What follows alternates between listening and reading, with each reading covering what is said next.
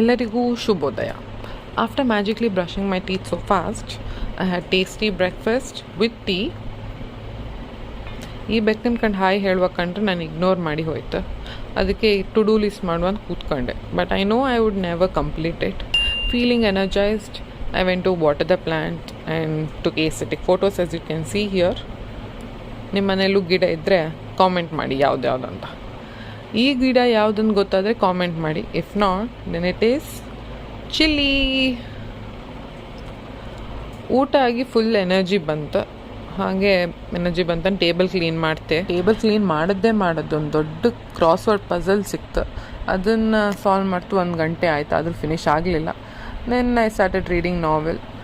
Then ಅದು ಇದ್ದದ್ದು book ಸಾಕಾಗಲಿಲ್ಲ ಅಂದ್ಕೊಂಡು ನಾವು ಮತ್ತೆ ಸ್ಟೇಷ್ನರಿ ಶಾಪಿಗೆ ಹೋಯ್ತು. ಇಫ್ ಯು ಆರ್ ಸ್ಟೇಷ್ನರಿ ಪಗ್ಲು, ಲೆಟ್ ಮೀ ನೋ.